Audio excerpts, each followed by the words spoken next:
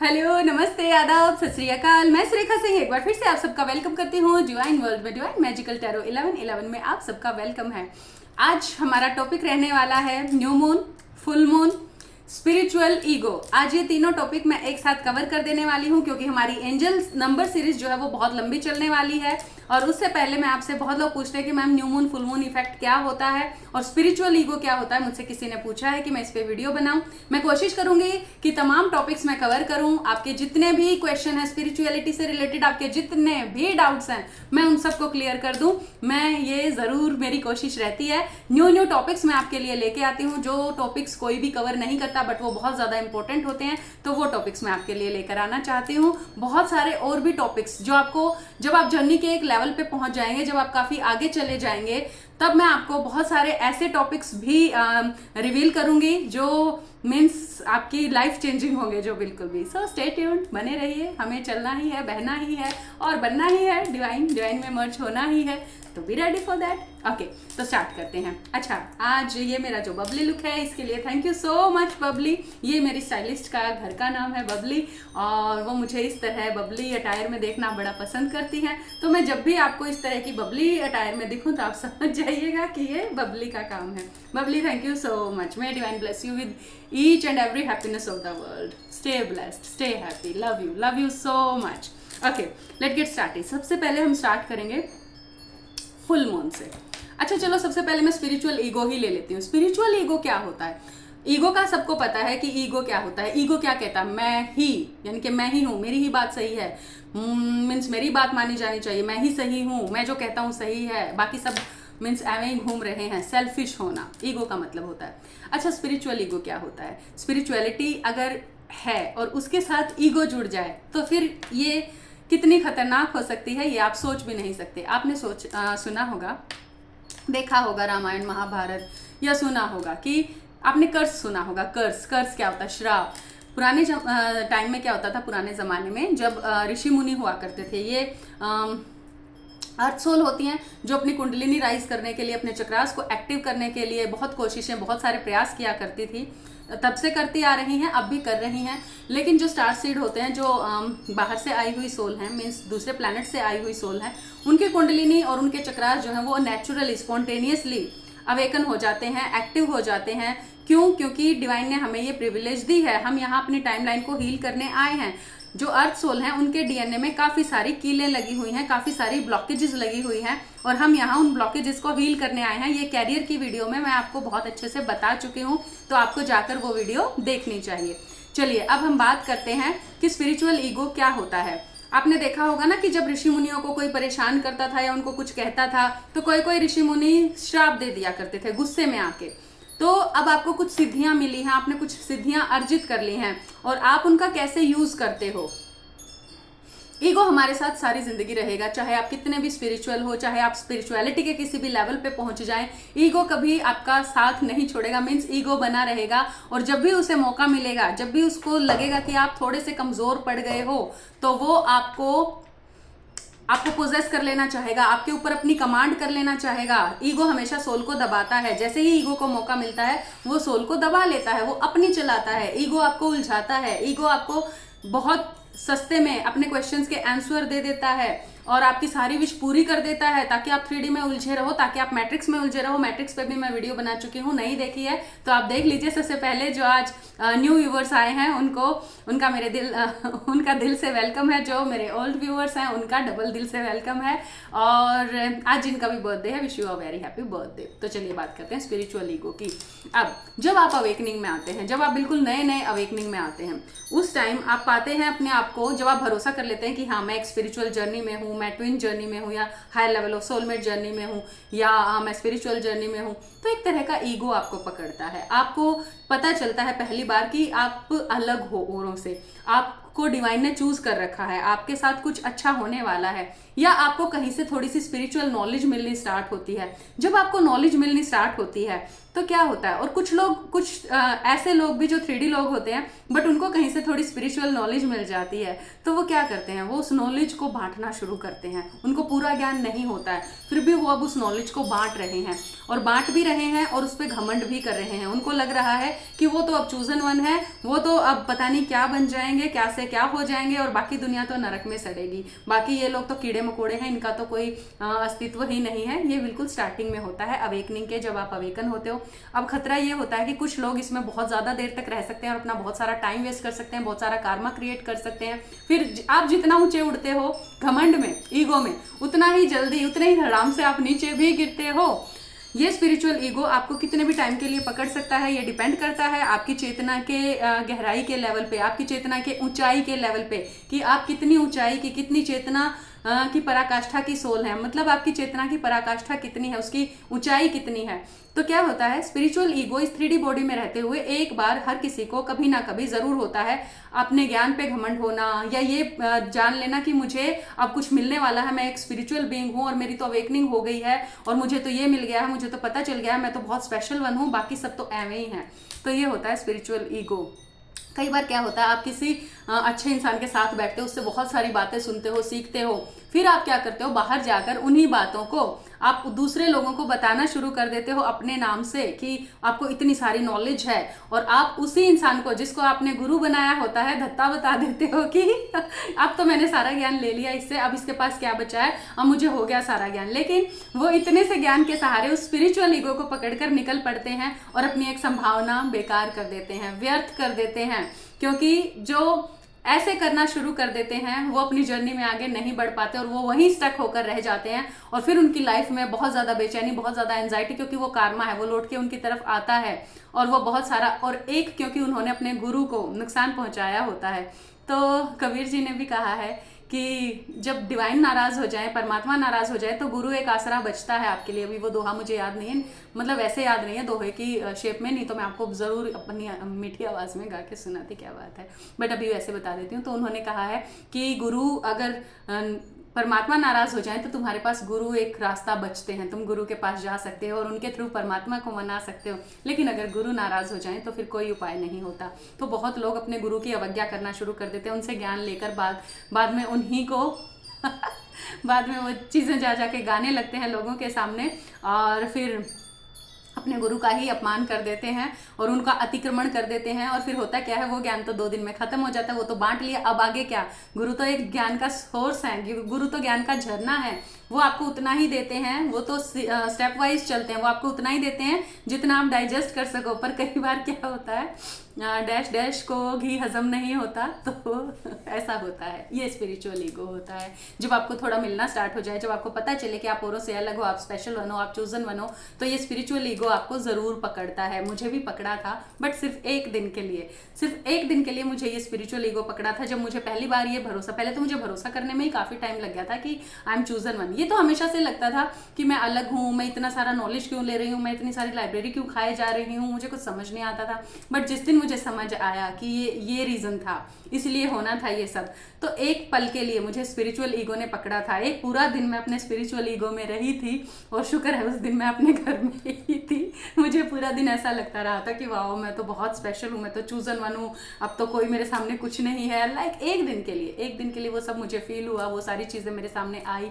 और मीन्स लेकिन जैसे जैसे शाम होती गई, जैसे जैसे रात ढलती गई और जैसे जैसे सुबह हुई, मेरा वो स्पिरिचुअल ईगो जो है गायब हो चुका था, और सभी लोगों के लिए मेरे दिल में करुणा थी, और मैं ये समझ चुकी थी कि सभी लोग बीज हैं और सब में वृक्ष बनने की संभावना है। जो मुझे मिला है वो कभी भी किसी को भी मिल सकता है, और ये मिलना ही चाहिए, क्योंकि ये सबका अधिकार है। इस दर्द से छुटकारा पाना, इस 3D मैट्रिक्स से छुटकारा पाना सबका अधिकार है। सबको मोक्ष पाना। अच्छा, मैं मोक्ष पे भी वीडियो बनाऊंगी। बहुत लोग मोक्ष की डिमांड करते हैं और कहते हैं कि मैम मोक्ष पे बताइए, मोक्ष एक्चुअली क्या होता है। तो मैं मोक्ष पे जरूर वीडियो बनाऊंगी, और वो बहुत ज्यादा जबरदस्त टॉपिक होने वाला है, और आप सबको पता होना चाहिए दैट व्हाट एग्जैक्टली मोक्ष इज। चलिए, ये हो गया स्पिरिचुअल ईगो। तो अगर आपको भी ऐसा ईगो आता है, ऐसा ईगो पकड़ता है, तो लेट इट गो, इसको चले जाने दीजिए। स्पिरिचुअल ईगो किसी काम का नहीं होता है। ये आपको आपकी जर्नी में डिले कराता है, आपका कर्मा क्रिएट करता है, और पता नहीं कितने लोगों को हर्ट करवा देता है। और कहीं आप ऐसी गलती ना कर दें कि आप अपने गुरु को हर्ट करें या किसी और को हर्ट करें या उनकी अवज्ञा कर दें, क्योंकि डिवाइन कभी माफ नहीं करते जो अपने गुरु का अपमान करते हैं। चलिए, अब हम आगे चलते हैं। Full moon. अब हमारी जो स्पिरिचुअल जर्नी होती है, वैसे जो मून है उसका असर सभी लिविंग बींग्स पे होता ही होता है।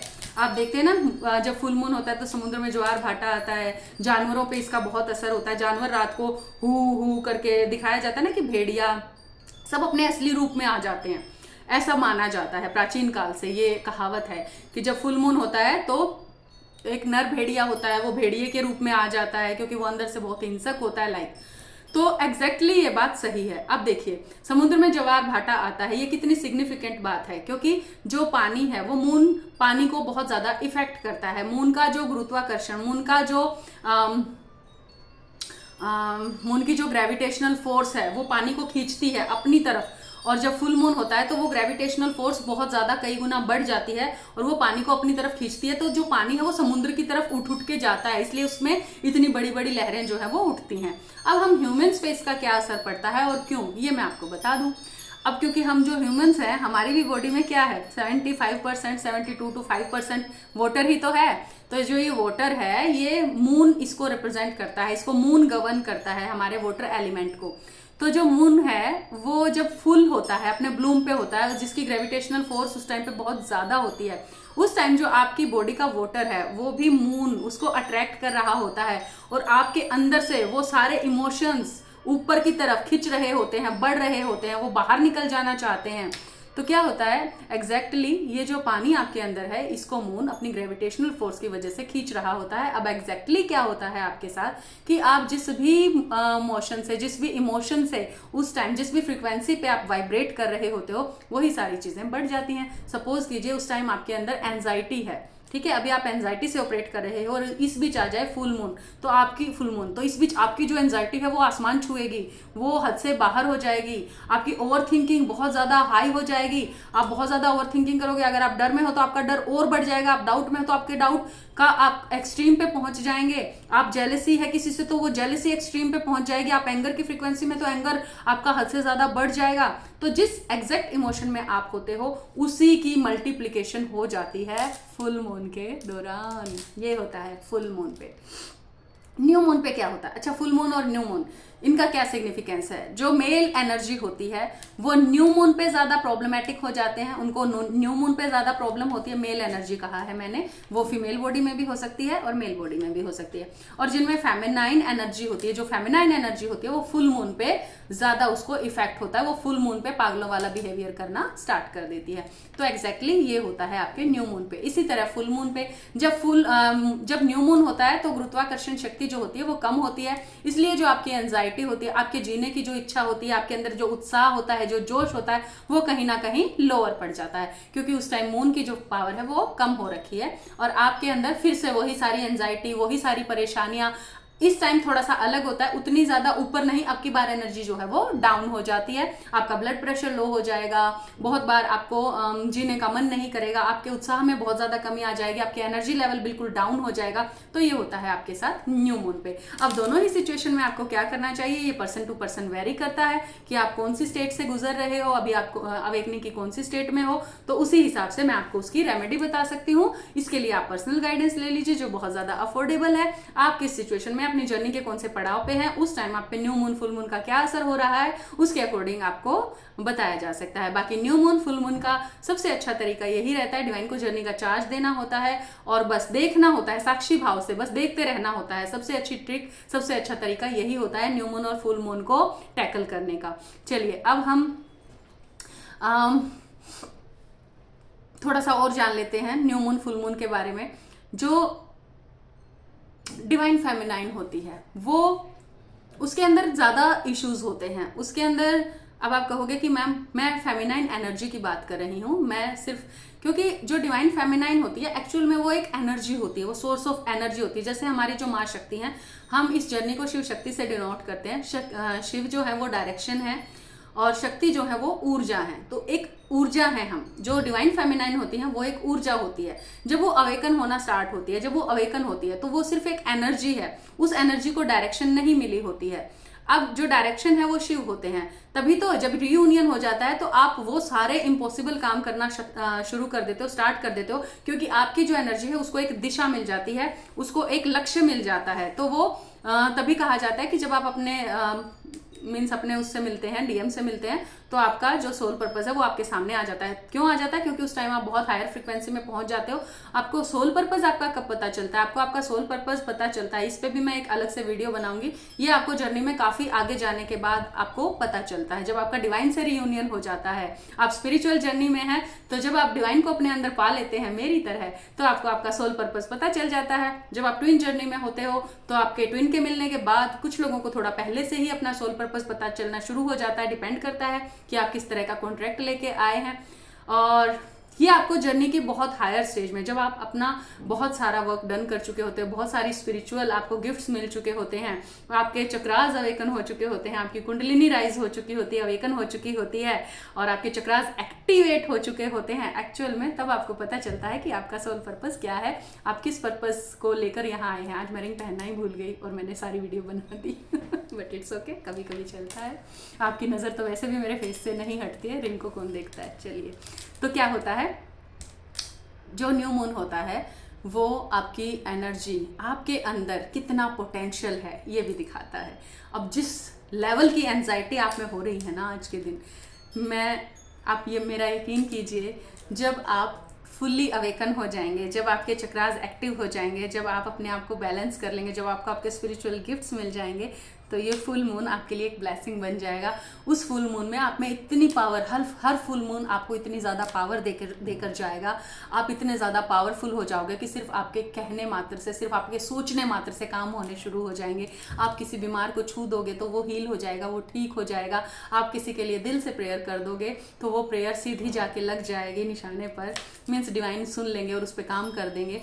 तो ये होना शुरू होता है। एक्चुअल में ये हमारे दुश्मन नहीं है, ये आपको बहुत ज़्यादा, जितना आज आपसे लिया जा रहा है, जितना आज आपको परेशान किया, आप कोई कर नहीं रहा है, ये लेयर हमने ही लगाई है। ये कार्मा चाहे हमारा नहीं है, हमारे एंसेस्टर्स का है, तो भी हम इसको अगर लेके चल रहे हैं, हम कैरियर भी है, तो सोचिए ना कितनी बड़ी प्रिविलेज है। हमें इस लायक समझा गया है, डिवाइन ने हमें ये जर्नी दी है, तो इसका मतलब यही है ना कि हम इस लायक हैं, और यही अपने आप में कितनी बड़ी बात है। तो ये बहुत ज़्यादा न्यू मून, फुल मून आपको बहुत सारे गिफ्ट भी देंगे हर बार, और फिर आप सोच भी नहीं सकते हो कि आप क्या से क्या बन जाओगे और आप क्या होगे, और बस ये आप जानते होंगे और डिवाइन जानते होंगे, और किसी को नहीं पता चलेगा, कोई सोच भी नहीं सकता जब तक वो उस लेवल पे पहुंच ना जाए। तो ये सब होने वाला है।